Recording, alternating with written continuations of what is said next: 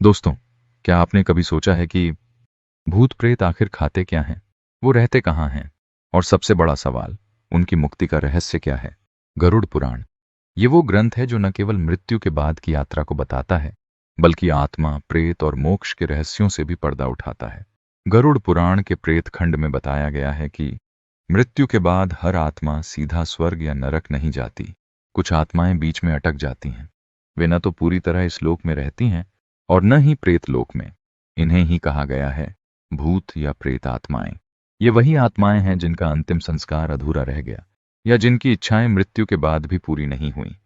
गरुड़ पुराण बताता है कि भूतों की भी अपनी एक दुनिया होती है, एक ऐसी दुनिया जो मनुष्यों की आंखों से अदृश्य है, जहां सिर्फ आत्माएं भटकती हैं। ये आत्माएं अक्सर सुनसान जंगलों, पुराने खंडहरों, श्मशानों या उन घरों में जहां वे कभी रही हों, वहीं मंडराती रहती हैं। अंधेरा इन्हें प्रिय होता है और अमावस्या या त्रयोदशी, चतुर्दशी की रातें इनके लिए सबसे सक्रिय समय मानी जाती हैं। अब सवाल आता है, भूत आखिर खाते क्या हैं? गरुड़ पुराण के अनुसार भूतों का शरीर सूक्ष्म होता है, इसलिए वे सामान्य अन्न या जल नहीं खा सकते। वे केवल गंध, धुआं और ऊर्जा का सेवन करते हैं। कभी कभी वे श्राद्ध या पिंडदान के दौरान दी जाने वाली हविष्य या भोजन की सूक्ष्म ऊर्जा से तृप्त होते हैं, लेकिन उनकी भूख कभी पूरी नहीं होती। वो हमेशा अधूरी रहती है, क्योंकि उनका शरीर अब भौतिक नहीं बल्कि ऊर्जा स्वरूप है। गरुड़ पुराण के प्रेत खंड में एक अद्भुत कथा आती है, राजा बबलूवाहन और एक प्रेत की। त्रेता युग की बात है। धर्मनिष्ठ, दानी और न्यायप्रिय राजा बबलूवाहन शिकार के लिए निकले, लेकिन वे रास्ता भटक गए और एक गहरे जंगल में पहुंच गए।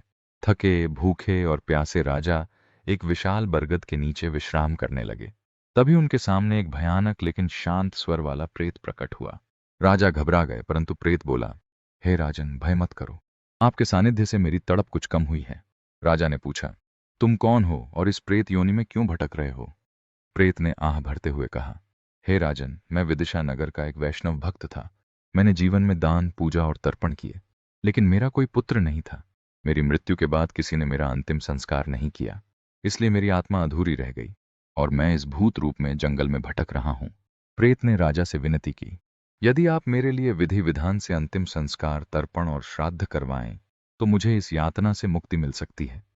वह बोला, मैं आपको एक मंत्र देता हूं, जिससे आपको धन और पुण्य की प्राप्ति होगी। राजा ने वचन दिया कि वे यह कार्य अवश्य करेंगे।